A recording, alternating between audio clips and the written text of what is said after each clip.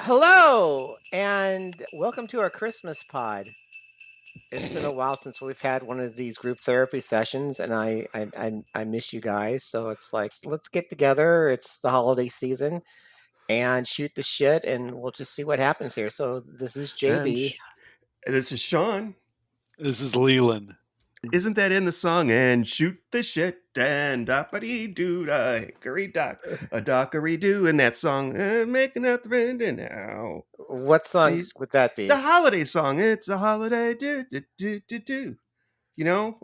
Okay. I don't Wow. know. Wow. Whoa. I'm gonna be sending some emails in the morning. I think the first cut of the podcast. No. Well,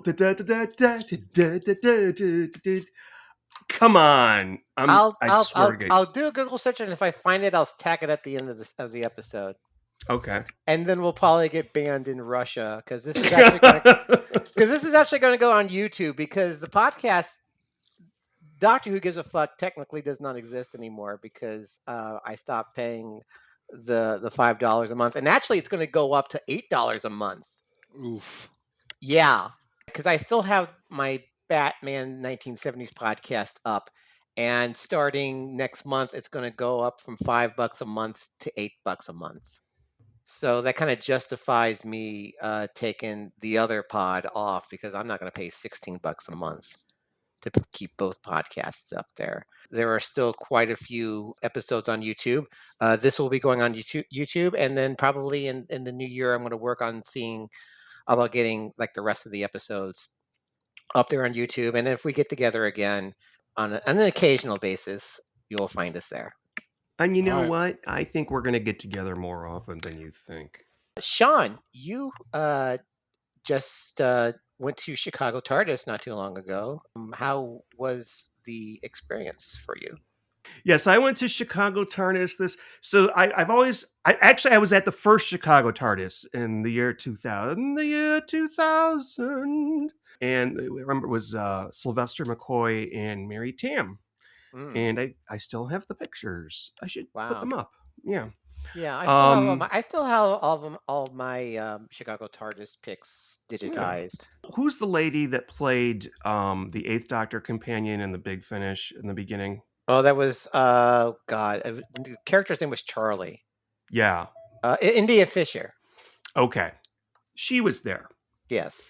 When I was at the original Chicago TARDIS in the year 2000. Right. And we did this breakfast thing, and we had her table, and she was really sweet and all that. And she was a last minute guest. Right. So she wasn't in the program that was printed. Yeah. So she was really nice to me, and she came up and started talking to me after the breakfast thing. Mm-hmm. And she said, "Oh, would you like me to sign your program?"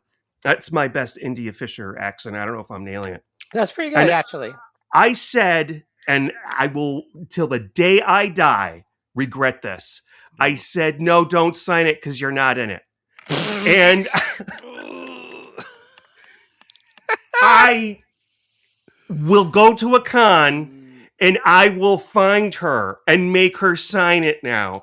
And I don't even know if she remembers this, but oh my God, after she was so nice to me. Anyway. Oh my God. Yeah. Anyway, that kind of is a really good preface for Chicago TARDIS 2025. 25 years later, big guest of honor, if you will, was Christopher Eccleston. Mm-hmm. Also, they had Fraser Hines. Surprise, surprise. He's there every fucking year. I swear, no. He goes there every fucking year. I guess he just has no, well, I mean, they don't really do Thanksgiving there in England. No. But I guess he has no plans at all. So I'll go to Chicago TARDIS then. I don't know why he did it in Scottish accent. That's an excellent Fraser Hines. Well done. Carol Ann Ford, who played Susan, was there. Mm-hmm. Peter Purvis was going to be there, but I later learned that he has a health condition which would not be covered by the NHS if it happened here. So Katie Manning came instead. Wow. Okay. So she was a last minute replacement then? Yes. Oh my God. Okay. I used to make fun of her on the TARDIS Tavern, by the way. So right. I'm kind of doing penance now for this. This is what happens. This is going to be a theme. This is a theme for the night's episode, guys. Sean does penance. This is called Sean Gets His Comeuppance for making fun of people on podcasts. So those were the guests. Was there anybody else? I think wasn't Joe Martin there? Yes, she was. Yes, she was. Annette and then a whole bunch of people that I don't really know or give a shit about. Susan Twist was there. She looked fabulous. Oh. But one of the cool things about these cons, is that if you're staying at the hotel, there's a really good chance that you're going to end up sitting next to them, which I ended up sitting next to Fraser Hines and Michael Troughton several times for some reason without, I didn't talk to them or anything. But that's how it is at Gallifrey too. There's always at the bar or yeah. Oh, geez. I remember one time at Gallifrey, I started talking to somebody and they said, "Oh, by the way, this is so-and-so." And it was the lady who played Madame Vastra on Doctor Who. Oh, geez. I would have been like, drinks next round's on me, lads. No, I don't. I think I'll leave them alone if they're at the bar. Because I used to be afraid to get their autographs and pay for them. But, yeah. But I flew in on Thursday night, which is Thanksgiving. So the flight was dirt cheap. Mm-hmm. And then I had dinner at the restaurant, the Harry Carey's, which sucks. Oh, God. God. Dear white people, stop trying to fuck around with vegetables. Sometimes they're just good as they are. Fuck. Oh, dear. I can only imagine how overcooked they were. But the steak was okay, but everything else, bleh. But I ended up eating there a lot because we also got snowbound practically, which is another. Yes, we're getting to that. Yes. So I got there Thursday night. I had dinner in that restaurant, and over just on the other side of the room were all the British people. So Carol Ann Ford, Susan Twist was there, and a couple other people that I didn't know who they were. The lady that plays Donna's mom, Jacqueline Price. Oh, okay. That's right. Sylvia. Yeah, she was there, and my friend Felicity was her handler. Okay. So I used to hate asking for autographs, even paying. I just, there's something about it, and then when people started dying, when I missed out on going to a horror con where I could have gotten my Texas Chainsaw DVD signed by the entire cast, and then they all died within a span of 2 years. Jesus. I'm like, shit, I better start collecting autographs. So now I'm starting to do it. So I've gotten Peter Davidson's, Mark Strickson's. That's just about it before this. Oh, and Bruce Campbell. I was not doing well with crowds. I generally don't do well with crowds. I hear you. And they were one place where I can't stand it at all. I can't stand it is Costco or Sam's Club. Yeah. Okay. Yeah. Because it's wide open and there's lots of people and they're rubbing up against it. And it feels like, oh my God, are we in an underground bunker? Have we been bombed? Yeah. So the class of tickets that I had, I was able to get sort of towards the front of the line for Christopher Eccleston. Yeah. So not quite VIP, but reserved seating. Yes. I didn't even know that I had reserved seating until I realized oh, wait, is this reserved? Oh, I'm sitting in a reserved seat. And then I looked right over and mine was sitting right next to where I was. I'm like, oh, I'll be darned, reserved.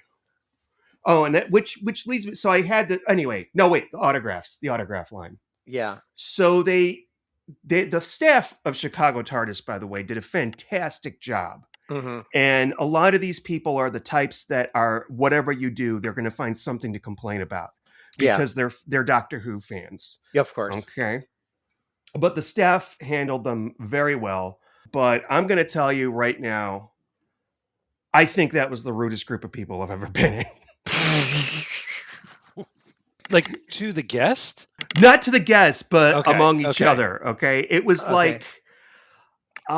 it was like somebody just poured out all the goulash at the jail. I was like, And like they're like, okay, if you could just form a line against the wall. I'm like, okay, sure. And I am about to take 2 steps towards the wall, and then it's been blocked off, and I have to physically insert myself into between 2 people who were standing right by me and know where I was and should be letting me into the line. But are not. Yeah, but I got over that, and then, we stood and we waited, and I know it's like a meme or a stereotype, but maybe they just start handing out deodorant for free at these things. I don't know. When the way they had it was you go into like a waiting room, right? And then they say, okay, everybody up for this, come and make a line. And then they get you out and bring you into the big room where the guest is sitting, where you're going to get your autograph. Right. And Christopher Eccleston was only there that one day. It was Saturday, I think. Yeah. And the problem was there was a snowstorm, and we were basically snowed in.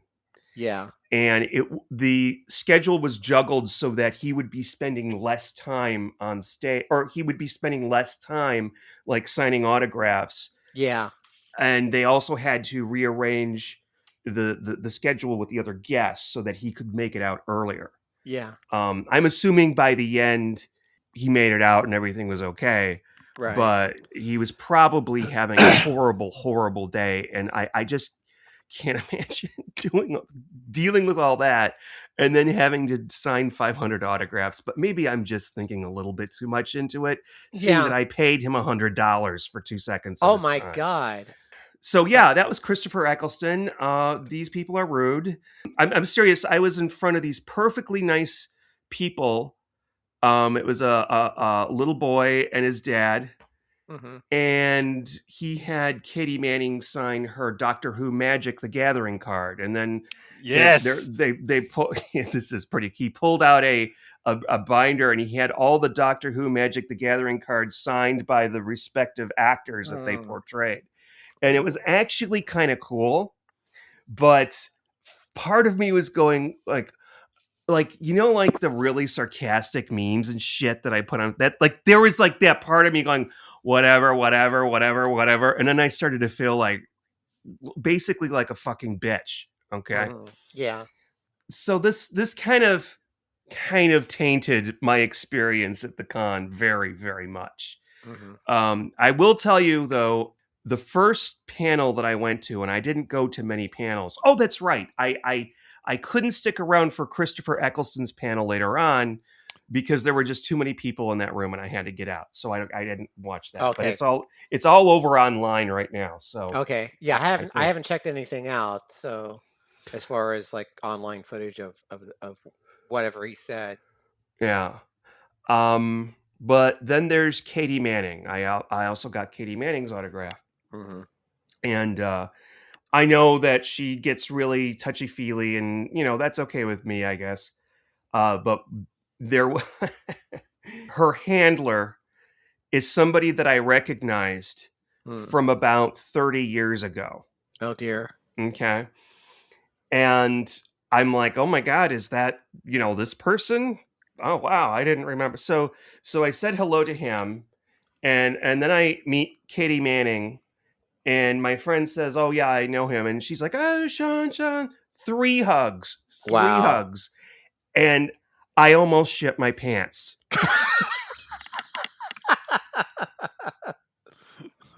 I was absolutely like stunned.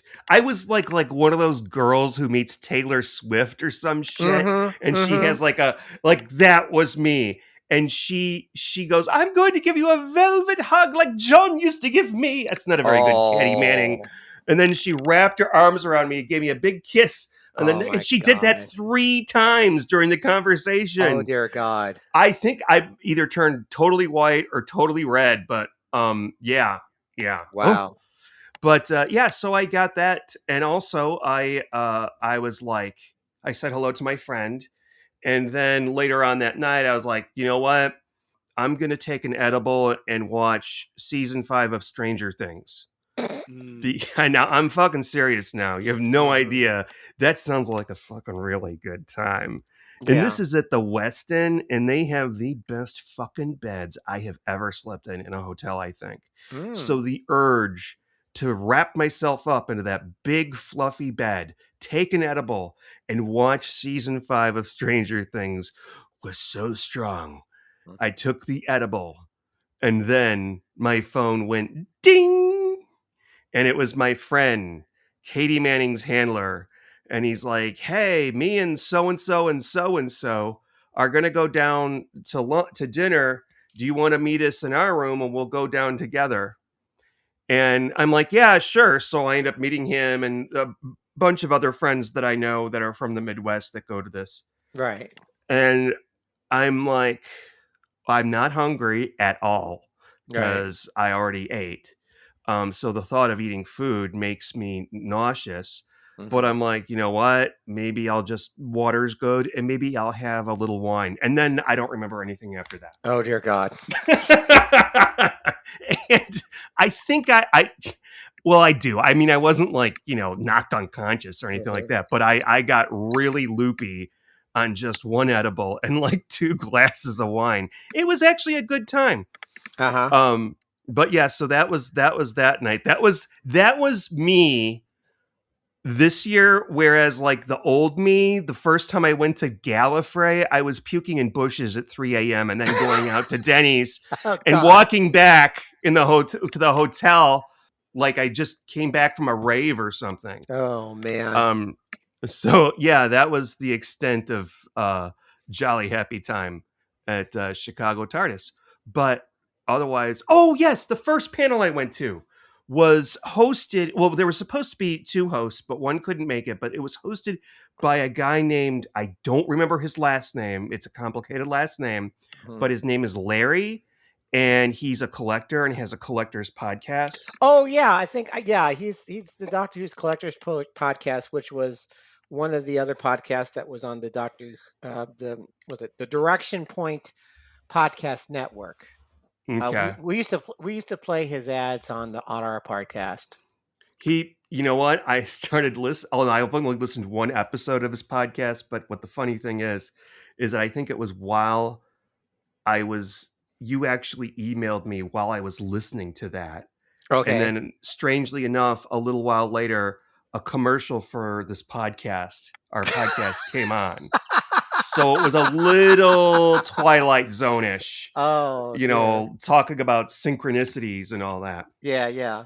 But I'm so. This is how. I think people assume that I'm going to be gregarious and Scarlett O'Hara at these things and run around and whatever. No.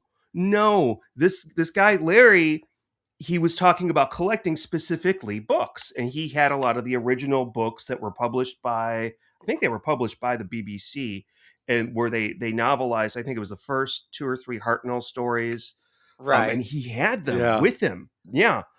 And very impressive, very nice. And he said at one point, "I'm not going to tell you what this is about. I'll leave that to the fine folks at podcasts like the Doctor Who Book Club." And then I realized it's not your podcast he's talking about, you narcissistic slut. Well, it kind of is. That podcast is a direct sequel to yours, right? They started it when you ended it, and you had the same, and I believe you let them use the name. They definitely see themselves as continuing their work, and I think they've tried not to repeat any stories you guys did. I'm not sure they've been on for a while now, so they probably had to at some point, but for a long time they wouldn't do a book if you had read the book. They've branched out now. I looked while I was at that panel. Actually, I looked at some of their recent episodes. They've branched off into like comics and other things like that. So that's Chicago TARDIS. And you know what? I thought I was going to be snowbound too. Yeah, I was about to ask. Were you able to get out of there in a timely manner, or? I got out of there just fine. Okay. Just fine. I think my flight was maybe 45 minutes delayed. That's not bad. There were some small flurries, but everything was fine. And I even texted my boss saying, "I don't think I'm going to get out of here when everything, because I'm not used to snow anymore. Like, to me, Right. it's like, oh my God, everything needs to be closed down. Ah! Yeah, But, exactly. Yeah. Oh, and by the way, for those of you, I don't know, this should be a deal breaker for some of you because this is an issue with Gallifrey, with that hotel. Yeah, and Gallifrey is going to only go for 3 more years. Mm-hmm. But, uh-oh. What? I mean, there's something they're planning on replacing something with a different name, but on the same weekend with the same vibe, supposedly. It's been bought up by like a Wizard World or something like that. No, it's the people who had already been flying out, like half the guests. Oh, Alien Entertainment? I mean, I can pull it up right now. Well, Alien Entertainment runs Chicago TARDIS because they're based out in Lombard, which is why I never call it Chicago TARDIS. It's Lombard TARDIS, technically. But yeah, Alien Entertainment, it's a store that they have. It's like a store. It's like in one of those strip malls. I was there once. They have like a shitload of Big Finish stuff there, and so that collector's podcaster Larry, yeah, his business, he had a business like that, and then they were bought up by what later became Alien Entertainment. Okay, which is interesting. Yeah. There is a Target directly across the parking lot, like a 2 or 3 minute walk. Yes. And free of ice as well. And that was a true lifesaver. You mean, and when you said free of ice, did you mean like the ice on the ground? Or the ice that are like ground. Snatching people, and taking them against their will? God, that's so dark. I mean, you gotta clarify here. Okay, it's something they're gonna have to worry about, like if they're doing it in LA in February. Yeah, Gallifrey one. I don't. It's just so. The neighborhood that Gallifrey one is. It's the airport neighborhood. They also have, quite justifiably so, they have that big stone fence around the property. So even if you have to go just right across the street to the other hotel where you may be staying because the Marriott is so expensive, it's going to be a 45-minute walk. So, okay, but anyway, back to the hotel at the Westin in Lombard. The Westin in Lombard. They had a Target, and the one at Gallifrey one has nothing. Nothing. They have a Denny's and a Carl's Jr. That's pretty much it. If you like walking past strange homeless people, not that there's anything wrong with that. It's probably 5 times worse than when you were here post-COVID. Jesus. Target, by the way, also sells booze, all kinds of booze. I bought a $25 bottle of Johnny Walker there. Oh dear. That's pretty. That's the 750 milliliter. You had to have had finished it before you flew out because there's no way they're going to let you bring that to the plane, right? Okay, we're going to have to light a candle. We're going to have to light a candle here.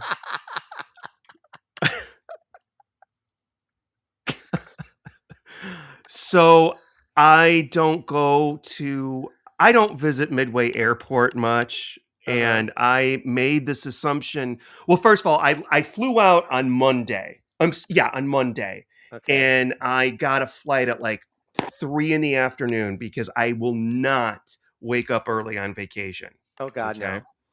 So naturally, I woke up like at 7 a.m. And I'm like, oh, beautiful day. I'm looking at my social media. Everybody's leaving Chicago TARDIS. I'm in my Westin bed with the big comfy comforter, and I could have Netflix, or there's a whole, almost like a 2/3 full bottle of Johnny Walker over there. And I couldn't. I'm like, okay, I can, like the thought of it, just like, I'm proud to say, I'm like, okay, this is what I'm going to do. I'm going to pack this in my suitcase. Mm-hmm. And when I get to Midway, I'm going to go to, normal airports have like a restaurant before you go through security. So in case you want to sit and visit with your loved ones before you're, hauled off or whatever.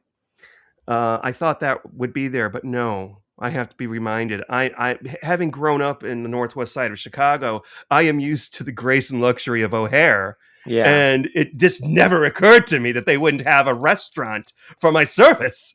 Yeah. So I had a choice.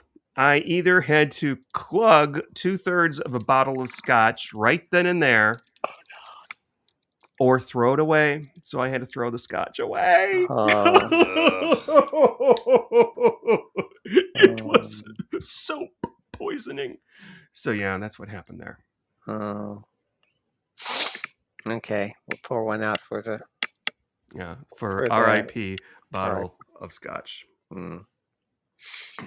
Well, it sounds like you had a really good time, and I'm glad that you didn't have, because I know that you were having neuroses about going back to Gallifrey and facing all your former podcast buddies that have now shunned you for whatever reason. Because I joked about Shapansky being there because you said something about A Murder, She Wrote, and I said that Shapansky did it. But I don't think he actually, because I know he used to go to, he's not my Facebook friend anymore. He hasn't been for years and years. Yeah, but I know he used to. I mean, he used to do Chicago TARDIS, and he used to like host all the big panel events. But I guess his trust fund ran out, and and he doesn't do that anymore. He just does Gallifrey. He just does Gallifrey, and Chris and Warren don't do it with him, from what I'm told. Wow. So. Yeah, it's amazing that they're still going. And God bless them. I wouldn't want to listen to it. I mean, I think there might be a history podcast or a Christian podcast I could listen to. No, I'm kidding. That's really mean. I'd rather listen to their podcast. Well, no, but it's just, I mean, the fact that they're still going, and like everyone else, like I mean, Dirty Hooers, they haven't released a podcast in like. It'll be like a year this December 31st. They haven't released a pod.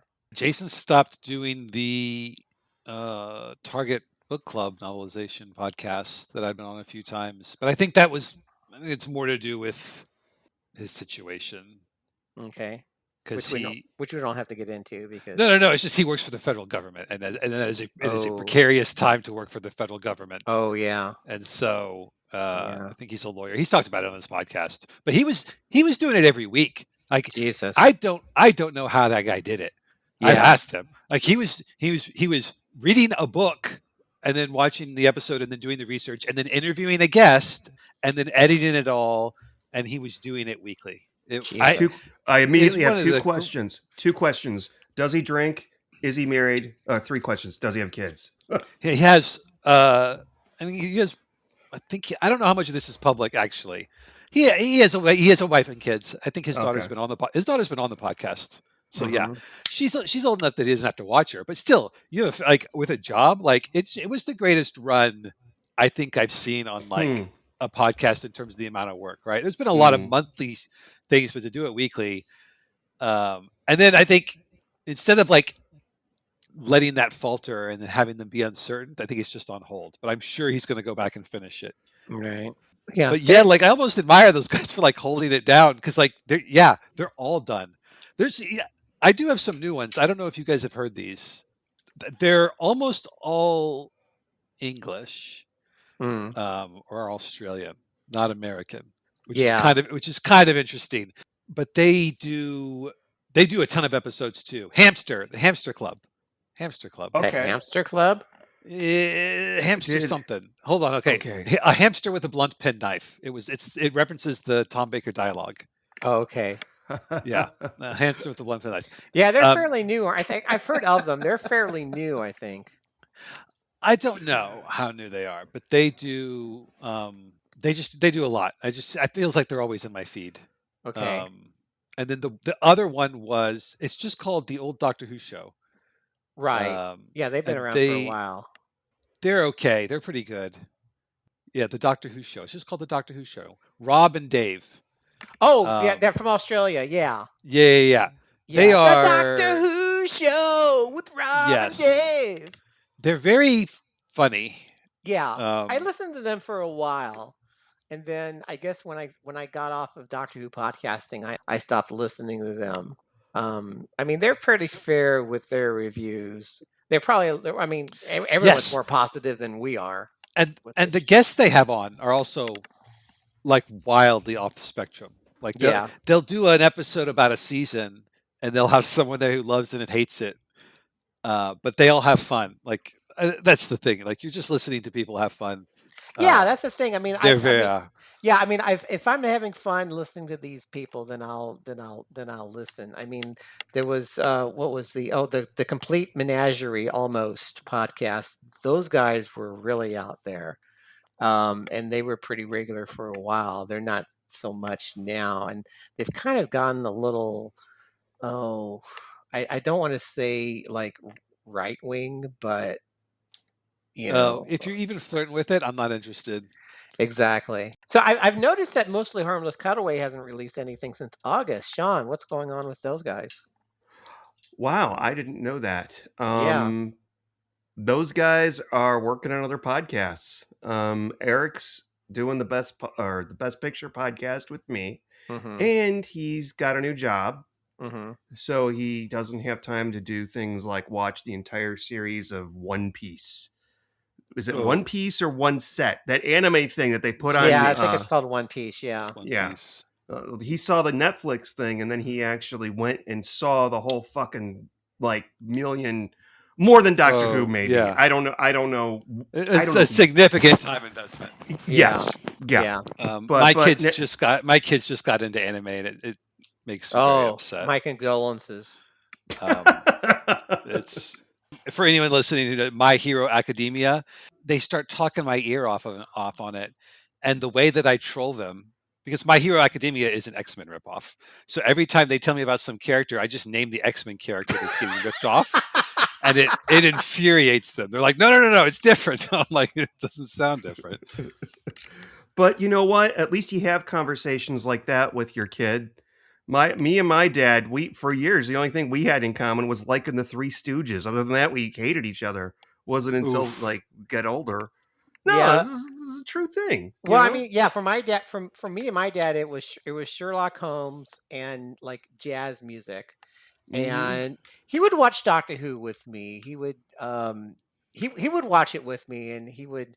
I think he enjoyed it. We also watched. I remember we used to also watch when PBS started showing like reruns of Dark Shadows, because he actually watched that when it was like first run on, I think, ABC, like late afternoon, and then like PBS started running it late at night. So we watched that together. I mean, there was a few things that my dad and I had common interest in, but otherwise we were at each other's throats. But do you want me to lighten the mood with a Doctor Who Christmas joke? Oh, yes. All right, everybody gather around, get ready, and there's a few more where this came from. All right. Did you know that chefs all over the world are worried about a shortage of herbs over Christmas? It's because many people are predicting we'll see the end of time. Time is THY. I like it. I got it. It's great radio. Great joke for radio. Okay, this one is actually good, so I'm going to save it for later. Okay. There is one that is actually pretty fucking good that I want y'all to repeat. So you can. I give you permission to repeat the stupid joke that I'm reading off of Reddit. I grant you permission. Okay. All right. Okay. All right. Oh, this one is just these are just horrible. Okay. I'm gonna say okay. I'm gonna do it. Okay. I'm gonna do them the order. This doesn't make any sense to me. I mean, it makes. I'll tell the. Shut up and tell the joke. Okay. I was about to say high something right now. I am so fucking high, but it's okay. I can do this.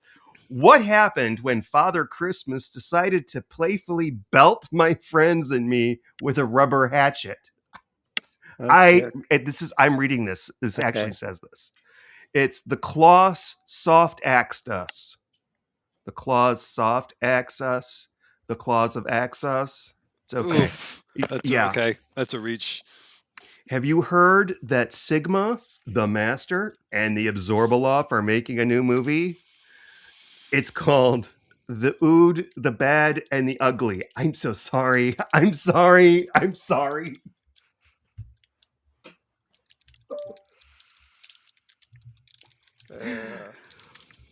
You're all still alive, right? You all still with me? Yeah, I don't know if our analytics are going to Okay. No, wait. Okay. Two more. Two more. Okay. These are going to put a smile. They're going to take that frown and turn it upside down. You know what I mean? And That go means right you're back going to around smile. again. Yeah, like the Joker. Yeah. Okay. Who is the scary? I'm sorry, this is just so dumb. Who is the scariest Time Lord? Oh God. I don't know who is the scariest Time Lord. Dr. Boo. Okay, that was a 3-year-old wrote that one. Oh my God, I'm so high. Okay, there's one more, and then if somebody could, I don't know, take it away to a game or I don't know, a Turkish beheading, that would be great. Yeah. Okay. How did River Song make the TARDIS more aerodynamic? No spoilers. Oh, Leland! Got him! Damn it. God. That's a good one. Yeah!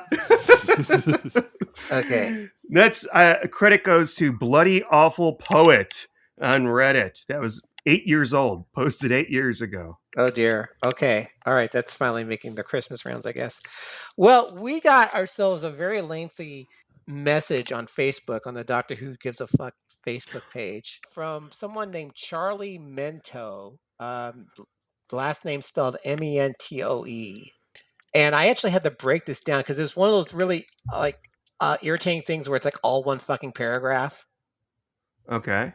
And so I had to break this down. So I've got how many paragraphs have I got here? About 10 paragraphs. I broke this down in. Okay. And I actually had to heavily edit this because there were a lot of misspellings and a lot of run-on sentences there. I'm so happy right now. Yeah. So this guy's going to be really pissed off after we attack this letter here. So he says, and he responded to, I think, one of my posts saying that, okay, well, after such and such date, you're not going to find this podcast on your RSS feed anymore because I'm taking it off. So he starts off his letter. He goes, "I'm sorry. I know exactly how you feel. When Doctor Who came back in 2005, it ignited a creativity in me for sci-fi and action adventure and even romance. It made me tap into resources to write for my own Doctor and my own companions, and it gave me inspiration and hope, all the while adding to the classic series and using its best aspects. Sometime after the episode Midnight, a lot changed. The quality lessened. RTD burned out and had writer's block, and the 2009 specials year was mostly terrible. The show never recovered from that and from having the classic hater Moffat in charge. Moffat's thoughts about the show were dreadful. Under his reign, the show grew silly and meaningless. At times, an episode here or there might have sparked something, but it was never for long. Matt Smith was the worst Doctor, mostly due to the awful scripts and the strange being he had to play who bore almost no semblance to the Doctor, who was who was supposed to be an intelligent, positive scientist. Capaldi's time was even worse, although he was better. His first 2 seasons were almost all garbage episodes, but for 4. The Vikings episode, I have no fucking clue what he was referring to. I'm trying to think myself. I don't know. Did Capaldi meet the Vikings? It's quite possible he did, and I just don't remember. Yeah, it's not ringing a bell. Yeah, it was the first episode with the girl who lives forever. Oh God, yes. Okay, yes. Okay. Oh, is that the Game of Thrones girl? Yeah, Maisie. Yeah, Maisie Williams. Yes. Yeah, and they. Yeah. Okay. The second episode was the Sandmen. Who were the Sand? Okay, is he? Oh no. Oh no. What? That's like the one that broke me. Which don't say the Sandman. I don't. With Reese Shearsmith in it. Oh God! Fucking Sleep No More. Oh yeah, Sleep No More. See, this is how out of touch I am with Doctor Who, because I couldn't remember for the life of me what the fuck he was referring to when he said Sandman. he's referring to literally the best thing in the entire episode, which is their little commercial jingle. That's the Mr. Sandman, bring me a dream. Boom, boom, boom, boom, boom, boom. You know, right? You know, kids, that song from Back to the Future. Oh, sorry. Actually, so wait a minute. He actually liked Sleep No More.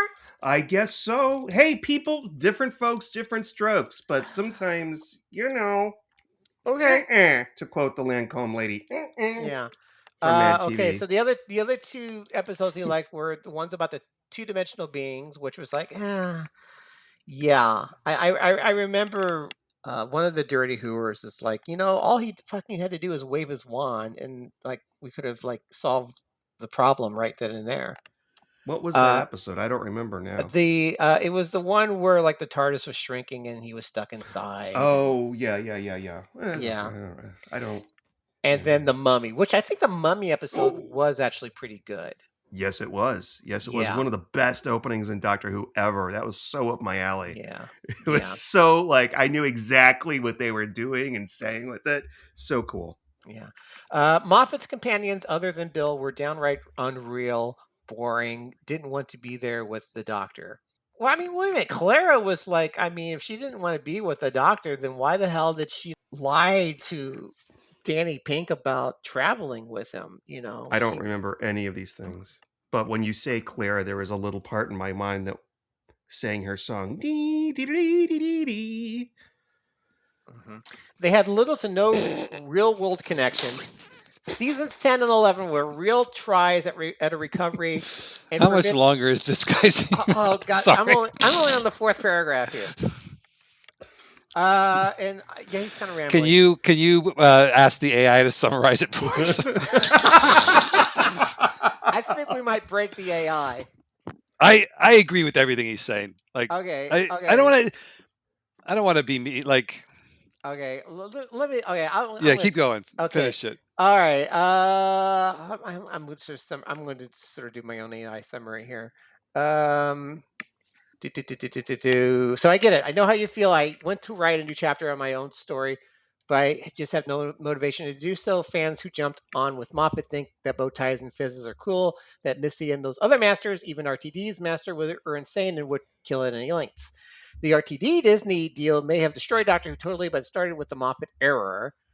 That slowed slide into It's Just Doctor Who, and all the hints were there that Moffat hated Doctor Who. We've talked about this, how, both Russell T Davies and Stephen Moffat were self-loathing Doctor Who fans who were probably bullied in the playground. And it's like, well, we're going to be ironic. We're going to be like, fucking hipsters and be ironic about this and kind of diss it, but not, but really we are. Mm-hmm. Yeah. Okay. And then it goes on. It's not the woke stuff. It's the way it's written in and the way everything is written in those dreadful scripts. The bad tone, the messaging, and the false premises, the mystery arcs that never pan out, and a Doctor who's so far removed from anyone in real life as to be a superhero without any powers. A stupid hero. The Doctor has been made into a stupid hero. I would even welcome another black doctor or gay doctor. I want a gay doctor, and in reality, the Doctor's always been gay. Okay, where the fuck did he come up with that? I don't know what this is. I don't know what that is. Yeah, because I actually called him out on that. It's like, what the fuck are you talking about? If you were to say that in front of John Pertwee, he would punch you in the nose. You get some Venusian Nikito. Hey! He does that like Miss Piggy. Yeah. Don't worry, Joe. I've got this. Slipping into Jerry Lewis here. And then he can fence with Roger Delgado while he's eating a cucumber sandwich. I mean, that was kind of gay, but okay. Does Charlie say anything to back up his premise that Doctor Who? No, he doesn't. He doesn't. So William Hartnell really wanted to suck cock real bad, like, I can't resist this Chesterton. He's just too yummy. That's why he kept getting his name wrong. He was so flustered. Yeah, just Dickerson, but Sexerson. Yeah. It is the worst TV show on air now, and certainly not even on now. Okay, what the fuck does that mean? And certainly the TV show with the best stories. And he says the best stories occurred from 63 to 82. So it's interesting that he cut off at Davison's second year, and then from 2005 to 2008. To put the nails on the collar. Okay, this is not. So I asked this guy to make a long story short. Yeah, the guy don't know. Too late. Yeah. So I actually asked this guy to elaborate on this "doctor's always been gay" comment, and all he did was respond. Sorry, you asked him more. You asked him for more. Yes. Okay.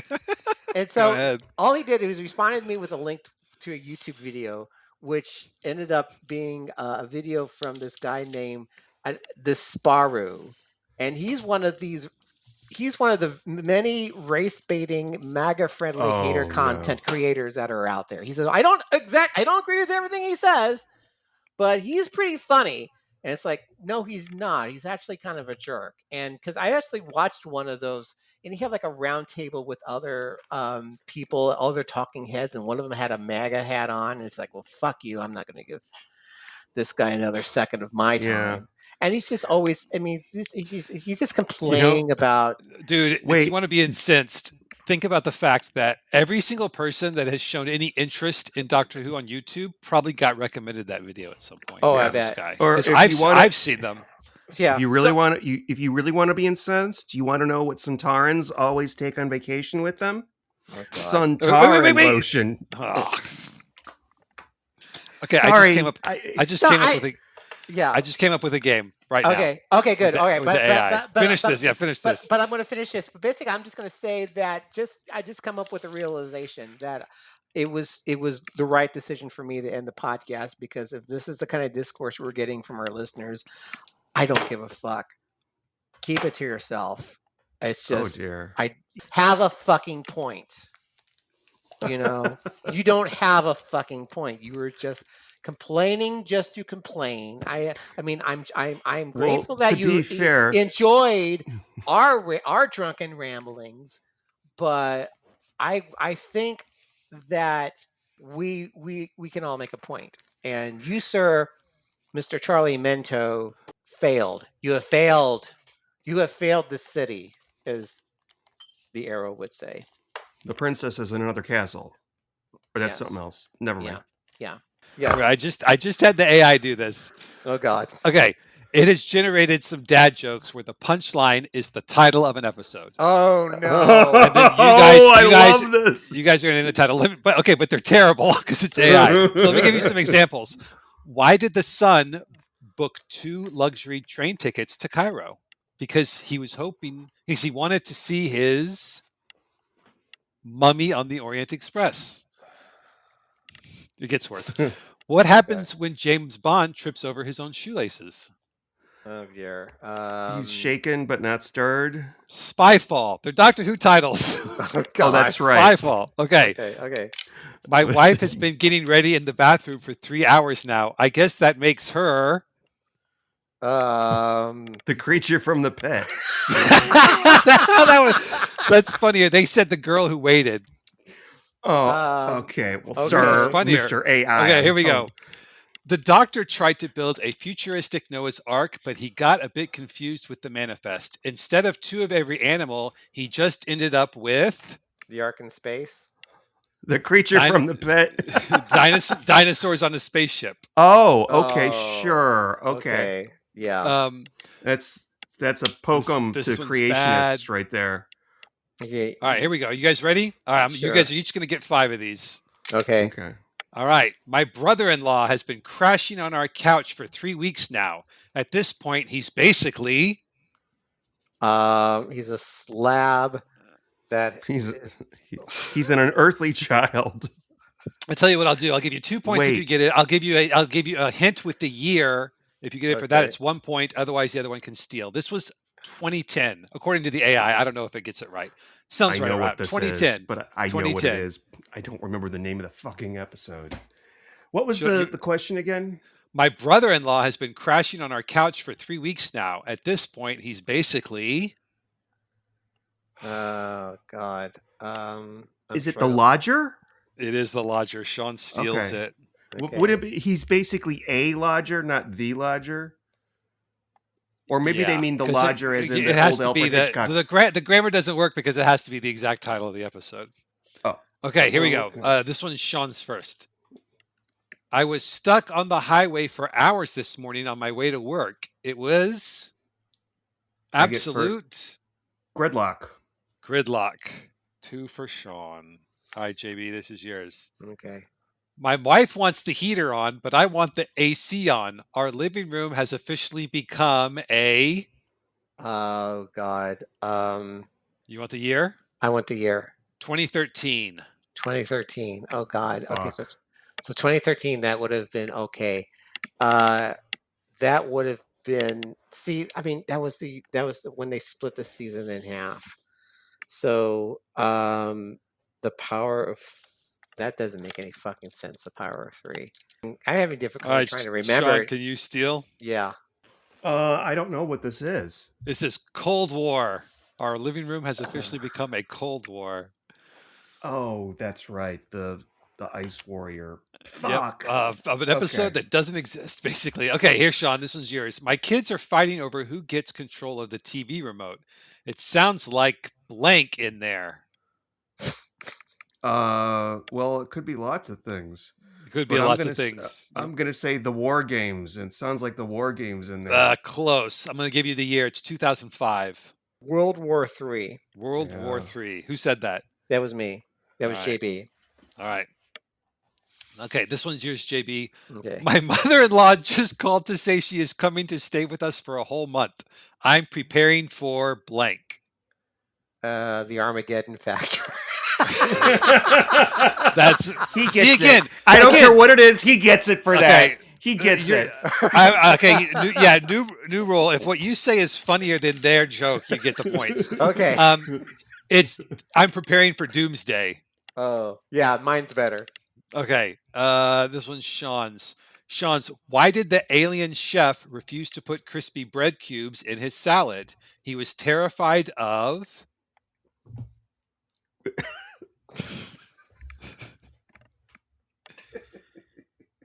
Crotons. He's terrified of the crotons. I hate you so much. Oh my God. I did not make these. Okay. All right, JB, you got to catch up. All right. What do you call it when you spill a glass of expensive red wine on your brand new white carpet? Expensive red wine on a white carpet. Empire. 800 588. Oh, dear God. I'm sorry. You want the year? I want the year. It's 2013 again. Oh, Jesus fucking Christ. the episodes we've all forgotten about. Oh, God. They weren't bad enough to remember. They're not good enough to remember. I think I would want to hide if that would happen. I'll give you an extra hint. This was a Christmas episode, I think. Oh, dear God. No, it wasn't. Oh, I'll give you a hint. It stars Diana Rigg. Oh, God. Oh, yeah. Oh, the Crimson. Oh, Jesus Christ. That's not even funny. That is funny. Not nice. They spilled expensive red wine on your brand new white red carpet. The Crimson Horror. That's a good one. All right. Here's a great one. This is. Wait a minute. I actually said. How many bottles of fucking water did you waste on the computing time for these fucking jokes? Don't worry about it. Okay. This costs like this bit probably cost Google $12.50 to generate. Okay. Sean, this is A+. Okay, here we go. Where do lumberjacks go when they want to learn advanced mathematics? I know what the logical answer should be. Where do lumberjacks go when they want to learn advanced mathematics? I know. Oh, I got it. It's Logopolis. It's Logopolis.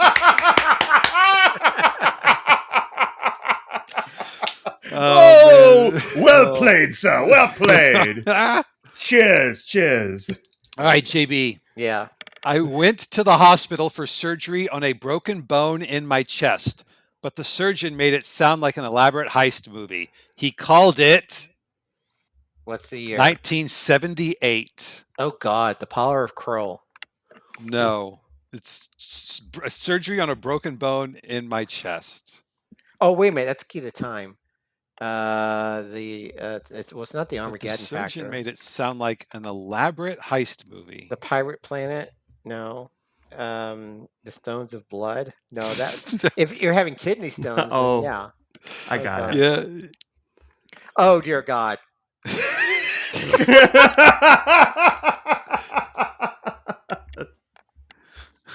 You have to say it if you want the point. I'm not going to say it. I'll say it for you. But the Ribos operation. The Ribos operation.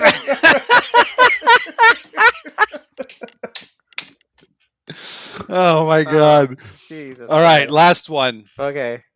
This one's open to either of you. All right. What is the favorite 1950s rock and roll group of the Greek alphabet? Well, I was going to say Theta Sigma, but that's not a title. That's not an episode title. Oh, fuck. Okay, I know what it is. What was the question again? What is the favorite 1950s rock and roll group of the Greek alphabet? It does not make any sense if you're trying to parse it grammatically, but you can get to the title. What is it, JB? Yeah, say it again, JB. I think you have it. I think it's Delta and the Bannermen. It's Delta and the Bannermen. All right, you guys pretty much tied that one very well. Very good, very good. All right. You want me to? I can read you some of the ones I generated before I turned on Smart Thinking. Okay. They're really, really, really bad. Okay. Let me see. My math teacher told me the equation was unsolvable, but I told her, don't give up. There's always a solution waiting for the rings of Akhenaten. It doesn't make any sense. Like, I don't even know what the AI is trying to do. Okay. So it's been 6 months since we last spoke, and we had our rants, and we had our heated exchanges and raised voices. And are you going to play clips here? No, well, not really, because that involves a lot of work here. But how are we feeling? Like, it's been what 6 months? So just to recap, there's no Doctor Who this year. Yeah. We are going to get a Christmas special next year by RTD, which has not been written yet. And then who knows after that? We haven't talked since Disney canceled it, right? Right. And not to try to connect this to like the greater things that are going on, but like there used to be this idea that you disagree, but then at a certain point, reality settles the bet. And like the example I always remember is like in politics, both parties claim that they're winning, and both parties claim they represent for the majority of the people. But the one day you're not allowed to say that is the day after the election, because they just told you who they support, right? Right. And yet nowadays we can't even take that for granted, right? Biden wins, they say he didn't. Trump wins this narrow victory, they say he has a huge mandate. It's like at the end of that, when that finale aired and it was terrible, and then Shooty was like, "I'm leaving," and that was election day for the whole RTD second era. And that's fantastic. Yes. The verdict was in, the discussion's over. I think that pissed a lot of people off. Like a lot of people got real upset because it hurts. Like if you are an RTD loyalist, and people get real irrational about him, like that was a real hard time to be on Blue Sky. Because like some of us who had been on the other side of this bet and had lost so many times were just like having a meal of it in a way that was probably not. I don't know. I don't think I was a jerk, but I think a lot of people. Well, it's not Christian. I think a lot of other people were being real mean about it. But the fact is, like RTD's not the guy. He's not the guy. He was never going to be the guy, coming back. He had his time, and the only reason why they went to RTD because no one else wanted to do it. And so it was going to go away, but then RTD with a sense of obligation, probably it's like, well, I am going to go and save this show. And I will, reap the benefits of whatever. And he was going to be the savior. He was going to be like Jesus Christ. He was going to come back. It was going to be the rapture. It was going to be the rapture for Doctor Who fans. RTD is coming back, and we would all be taken to the promised land. And instead, it was more hell. And the fact that the whole thing fell apart for the exact same ding that he had the first time, which is his inability to mismanage drama on set. Mm-hmm. For lack of a better word, we don't know the details. Yeah, there's been a lot of stories about how like Millie Gibson was like, and Shooty Gotwell were basically kind of looked down on the crew.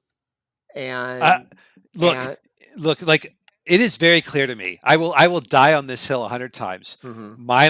Miley was supposed to be the timeless child. That was Miley? Always the Miley, the Ruby. The actress is Miley. Yeah. I'm looking at the Gallifrey one thing right now, and Millie Gibson. Let's say Miley Cyrus wasn't. I mean, I wouldn't be surprised if they try to get her on Doctor Who, but Yeah, like the whole theory where she's she's not the timeless child. She's the god of wishes. Right. Yeah, she was supposed to be the baby that everyone kissed and was able to make wishes on. Yeah. Yeah, because I don't know what the fucked up kind of show y'all are talking about, but okay. Oh, okay. I have no memory of any of what you're talking about. Yeah. Like there's all of these things set up in season 1 where it's very clear that Millie is causing all of this stuff. Yes, and that's why we can't find her parents, because she is the god of wishes.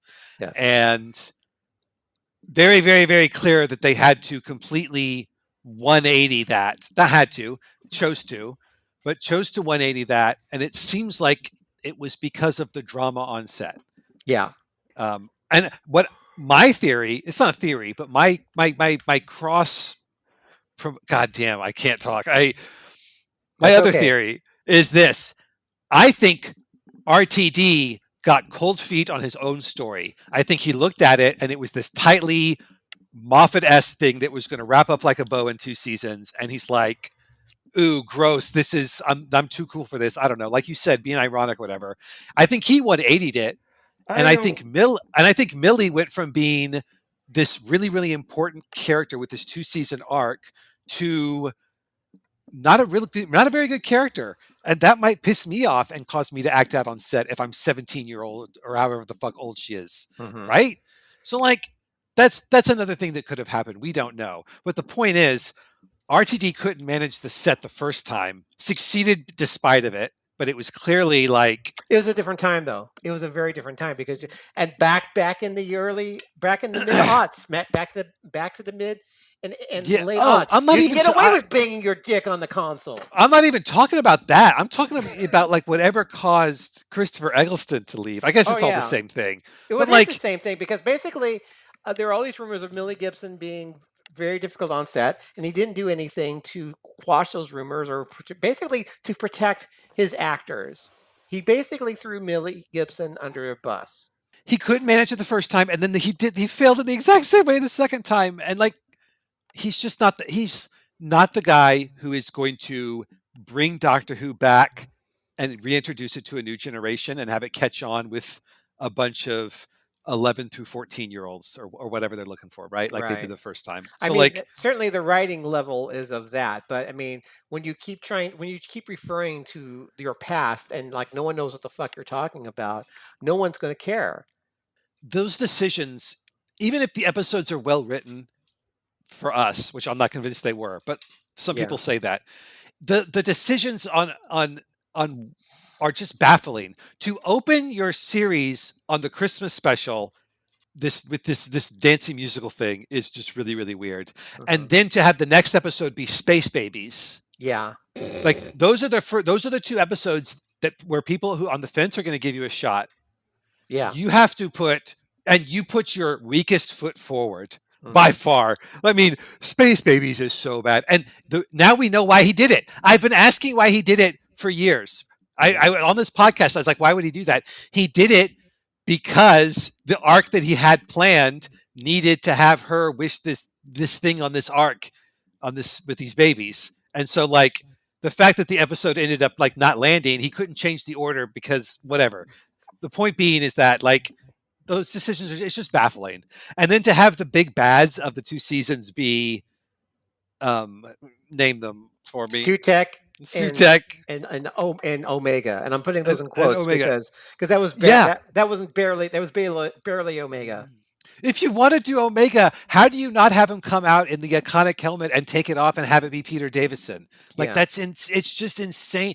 You're not so he's not doing either one. He's not making Doctor Who for me. He's not making Doctor Who for the new people. Like, who's he making it for? It turns out way too small a number of people is the answer. Yeah, that's just where we are. So you just have to move on, and I think moving on means letting the show rest for a while. And the thing was at that moment of time, he could not let it just move on, and he got very desperate. And we know this now because the whole thing about Billie Piper, they basically superimposed her head on Ncuti Gatwa's body, and it was very badly done. You had to go back and actually look at it. It's like, oh my god, this is horrible.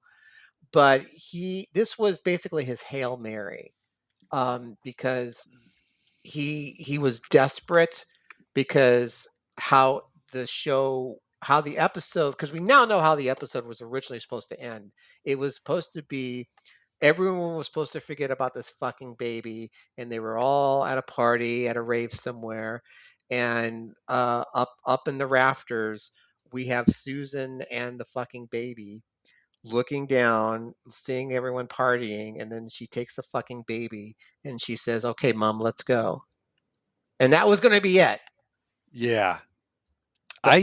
Oh man, you know what? How do you answer the question? Like, how would you have felt about that? My first question would have been, why is Susan white? Okay, put a pin in that. Yeah. Because she I don't know. Okay, so wait, what does this explain? Okay, so let me get this. So basically, this was all a reach around to basically come up with some bullshit answer as to where Susan came from. I'm trying to make this work with Lung Barrow. You can't. In my head, no, I can. No, that way lies. I will link you. I will link you to the Gallifrey the Gallifrey base forum, where all they do is make sure that every episode works with Lung Barrow, and that's their hobby, and it's the greatest thread on the internet.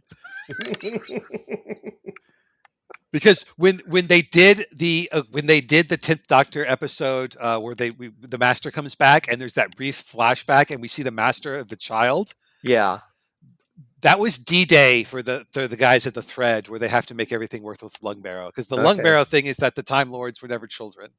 Okay. So the Doctor has this imaginary wish daughter, and then that wish daughter ends up going to Gallifrey and having a daughter, which is Susan. Yes, that was the intention. That was the insinuation. I kind of love it.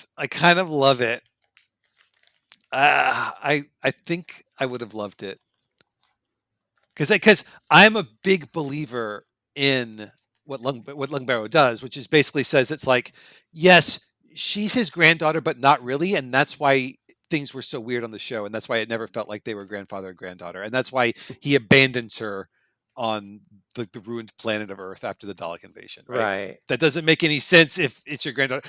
Him never going back and checking on her doesn't make sense if she is his granddaughter. So he has to have gone back many times, or if he didn't, that's why. So like the fact that there's some weird explanation for Susan, and also now you can pretend the Doctor's never had sex if that's important to you, and that's important to a lot of people on Gallifrey base. So, well, that's not my issue. My issue at the time was that this baby, quote unquote baby, was quote unquote conceived non-consensually, because neither of them were in their right mind. Yeah, it's gross. It is very gross. Yes. And it's gross what they do to Belinda. Mm-hmm. Yeah, they basically just rewrote her character from square one, and I mean that was not the person that we got to know for 8 episodes, or we barely got to know, because they don't really have time to really develop these characters. And the person she is, like, is I think a lot of people would say, it's interesting. in Doctor Who fandom online, it's very anti-parent in a bizarre way. And a lot of people were very, very upset that they made her a mom when she was a doctor, which is like, I get it. Okay. Yeah. But like, you're in a real gray space there. The reason it almost works is it explains why Belinda's like kind of, thing is, they never commit to her not, when she first joined, she's like, I'm not one of your sidekicks. Take me home. Right. Yeah. Yeah. And like, I need to get home, and I need to get home now. And like, this is not funny. And she's joking about it, but they don't stick with it. They dump it almost immediately, and they make the most passing reference to it. But if they'd stuck with it, it makes sense, because what you're actually seeing is through a different time lens, her wanting to get back to her child. But it's just that series of events hasn't happened yet, so you're not seeing it literally, but you're seeing it metaphorically. Yeah, I would have liked that, I think. Yeah, but I mean, that also raises the question about the Doctor basically taking it upon himself to voice this child into Belinda, which is like, add that to the list of sins that the character of the Doctor has done throughout the last few regenerations. I mean, all the shit that Jodie Whittaker did, erasing the minds of Babbage's assistant and that other woman spy in Spyfall, and wiping out the Daleks and the Cybermen and the Sontarans in Flux. And yeah, I mean, we have David Tennant moping about it, but it's like if I were to bring Doctor Who back. That's another decision that was insane, by the way. It's like, why are you making any reference to that? Like, commercially failure of a series. Right. I mean, if I were to bring Doctor Who back, I would basically, I mean, this is kind of cliche, but I would fucking put the Doctor on trial and make him or her or they, I mean, be politically correct here, make them answer to these atrocities that they did. Because the character has not learned. He has not grown. They've not grown. They've not learned from their mistakes. They keep, and it just makes the Doctor a very unsympathetic and unlikable character to me. Was that the problem in the Shudigatwa era? Yeah, I understand it's a problem right before that, but I feel like, I mean, and not only that, counting the Israel. Not episode. Only that, because not only that, but it gave a really bad visual of the Shudigatwa Doctor being a deadbeat dad. Oh, if they had gone that way. Yeah. Because, I mean... Ooh, I wonder if that's why he didn't do it. Oh, shit. That's an interesting take. Yeah. That's an interesting take. Yeah. I've not... Yeah. Honestly, I think Shudi bailed. Honestly, I think Shudi bailed because he saw the writing on the wall. He knew that, Disney was he knows it's holding bad. it up. I mean, look, he knows it's bad. He's just like, I got a career I'm thinking about here, but I don't know. I honestly, I don't know if he. I mean, I haven't heard much about what he's doing now. Did he even promote it? Like, did he go on U.S. shows to promote the show? I just didn't feel like he was beating the drum. I don't remember. I don't think. No. Tennant did. Eccleston didn't, for obvious reasons. Matt Smith did. Yeah. Capaldi was. I remember him and Stephen Moffat were doing the rounds at San Diego Comic-Con. Yeah. And I think Jodie was as well, but I don't think Shudi ever went to America to promote this at all. I don't think no one else wants to do Doctor Who, so they had to give it to him. I think he expressed an interest, and I think I understand the BBC being like, well, we can't tell him no. Like, he brought the show back, and it was good when he made it, so why wouldn't we? Mm-hmm. By the way, I thought it was going to be good. I never thought it was going to be bad. I thought it was going to be not for me in an aggressive way, but I thought it was going to be commercially successful. I thought Shudigatwa was going to bring in a whole new set of fans, right? And that this was going to be, he was going to do it. I thought he was going to freaking do it. So, like, I'm as surprised as I don't blame the BBC, but it's like, you're going to have to give it to someone who's a little green, right? Trying to find this person who wants to do Doctor Who, has a good idea for Doctor Who, and is a seasoned veteran at making television. There's Venn diagram is 3 different circles. Like it doesn't. There's no person in the middle. That's like that's like applying for an entry-level job, but they want you to have like 5 years of this. Yeah, exactly. That's exactly don't do what the that's math. like. Yeah. So you're going to have to find someone young and inexperienced and has never assumed this level of responsibility for, but he has a brilliant idea, and you're going to have to let him run with it and hope it works. And that's how you bring the show back. I don't think there's another way to do it. Yeah. And it shouldn't take. You don't need to let it sit for 10 years. If you find the person, make it now. But you wait till you find the person to make it, whoever that is, right? Maybe it's freaking Grant Morrison, or like Grant Morrison has said he wants to write Doctor Who. Like, I don't know, but the formula is easy. You just got to find the right person. You got to find the right person who's got the right. I mean, it's. I don't think we've ever had in the modern era a purely sci-fi writer. I mean, the closest you got was Neil Gaiman writing for the show. Yeah. But everyone else, I mean, and I don't really count RTD and Moffat because they wrote Doctor Who novels, but they weren't science fiction writers. In the classic series, you had Kit Pedler, you had you had Christopher Bidmead, had a handful of writers that had some sort of a science fictioning or at least a decent drama background. Yeah. Well, look, what's RTD's other sci-fi show? Torchwood. That Doctor Who spin-off thing that's going on right now. Not counting Torchwood. Not the spin-off thing going on right now? Like my point is this. If he was doing Doctor Who because it was Doctor Who, not because it was sci-fi. It's like you're right when I'm saying it's like he's not a sci-fi writer, because if he was, he would have done some other sci-fi shows. Right? Right. When left to his own devices, he's doing really, really good dramas. Like his that's the other reason I thought he was going to crush it. All his stuff's been tight since he left Doctor Who, right? Right. Like his stuff's been good. So it's like the decisions he made were just crazy.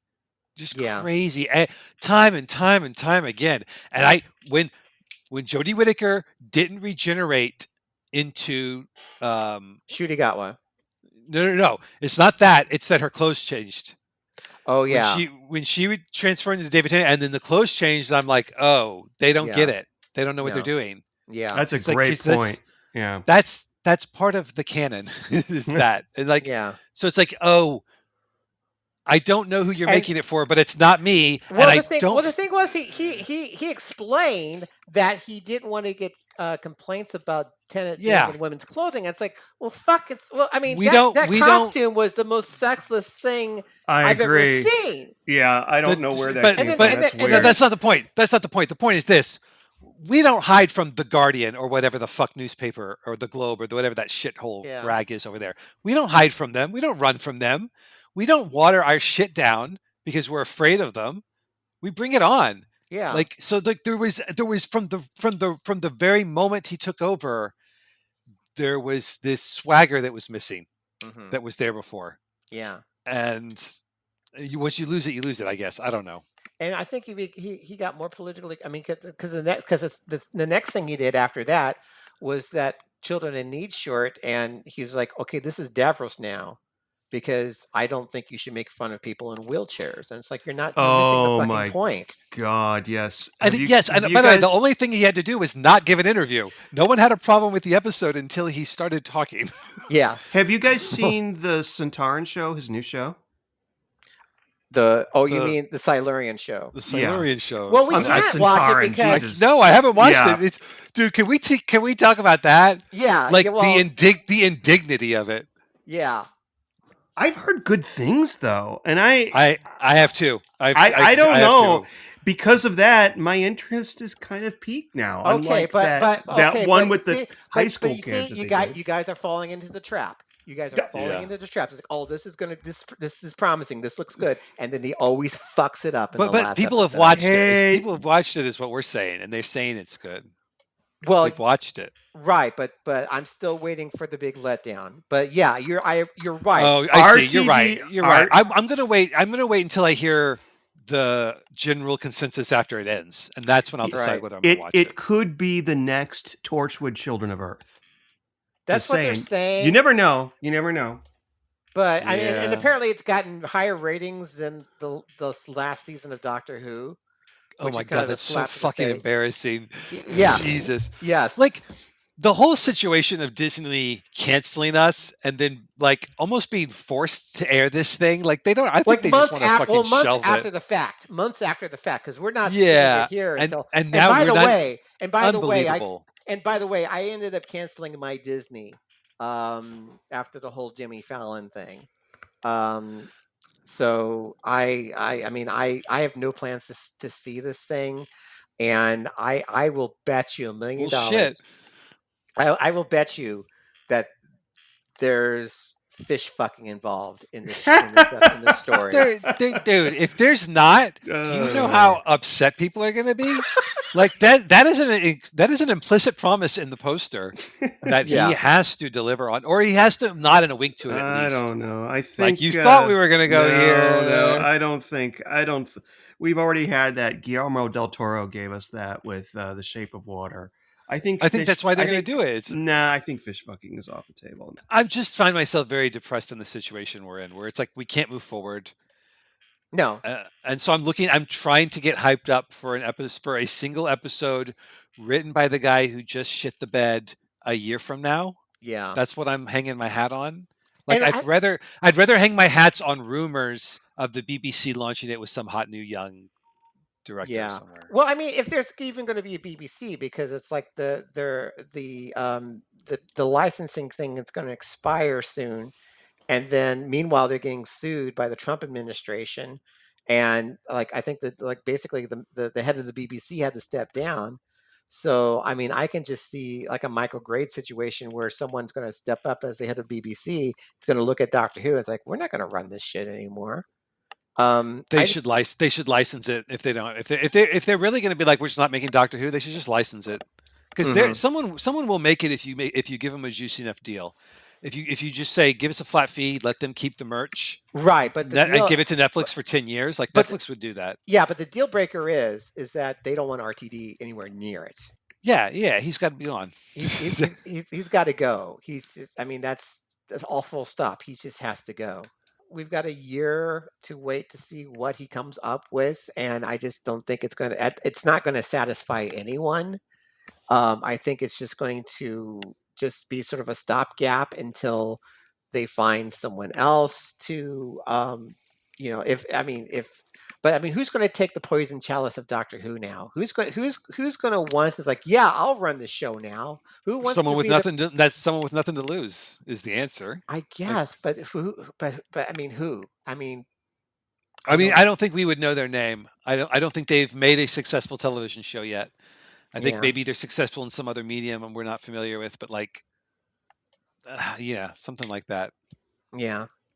Maybe having like the yoke of all that pressure removed from him, he can just like relax and let loose for the Christmas episode, and maybe it'll be good. I doubt. I mean, I'm not holding my breath. I'll always find a way. You're ever the optimist, and I'm always see the worst in things. And Sean, I think, is in the middle. I just remember it's going to start Billy Piper, and it's going to have to resolve that whole thing. So, Jesus Christ, please. I mean, Billy Piper's just a place. I mean, she's not going to commit to like a 2-3 year run. She's got too much stuff going on. She only no one's going to make that show, right? No one's going to make that. And like she basically, I mean, it was literally a last minute thing. And she's like, yeah, I'll do this for you, RTD. I'll do this as a favor. And then we'll try to figure something out. And then we'll write in, it's, because we have to have these in-betweeners now because Tennant is an in-between doctor. And whatever the fuck Billy Piper is, she's an in-between, whatever the fuck she's going to be until we actually cast, if the show even gets that far. And meanwhile, we're going through doctors like underwear. At least we're not going through underwear like doctors. I don't know what that meant. I have no idea. Yeah. Okay. Sounds like an AI joke. Is what it sounded like. Underworld. Yeah. I'm gonna try. See, I like that format. I think I'm gonna try to come up with some of my own. Okay. All right. So yeah, we might. Yeah, I think this is going to be. I think every once in a while, because I do miss having these nights out in with you two, and I think we'll just. This is. I mean, this is going to be sort of a occasional podcast on YouTube now. The next few months are going to be kind of busy for me because it's going to be into carnival season. So I don't know Yeah. what my availability is. So Do you know probably what you're doing? Well, You have any plans? I'm going to be in a few parades because well, I don't know if you keep up with me on Facebook, but I am in the crew of the Rolling Elvi. Yes, I have seen those. And so we're going to be doing. I'm going to be involved in at least 3 Mardi Gras parades during carnival season. One of which I'm going to be like in the dance crew because the Elvi have an offshoot dance crew called the Jailhouse Rockers, and I'm going to be dancing in Cleopatra Parade. I'll probably be doing, well, I'll definitely be doing Muses, and I'll be doing, I think, King Arthur as well. And then Darlene's in like 10 different, and then I'm also be doing Chewbacca's this year. I'm going to be walking with the Vampire Council on that. And then Darlene's in like 5 different crews. So, damn, yeah, I have to get down there for some of these. Like I you have really to. do. Yeah, you should come down. You should come down for Chewbacca's at least, because I mean that's like the geek parade where everyone makes these really elaborate contraptions. There's an MST3K crew. There's a Buffy crew. There's a Star Trek crew. There's like tons of Star Wars crews. There's actually a Doctor Who crew, but it's really fucking sad because there's only like 5 people in it. Okay, I'm gonna sing us out on a dad joke. This is a real one. This is a real one, but it's not Doctor Who. Okay. What is Whitney Houston's favorite coordination? Coordination? Coordination. I think I know what the joke is. I know. Have to sing it. You have to sing it. I know what the punchline is without knowing exactly what the word is. Does that make sense? No. What's her favorite coordination? It's hand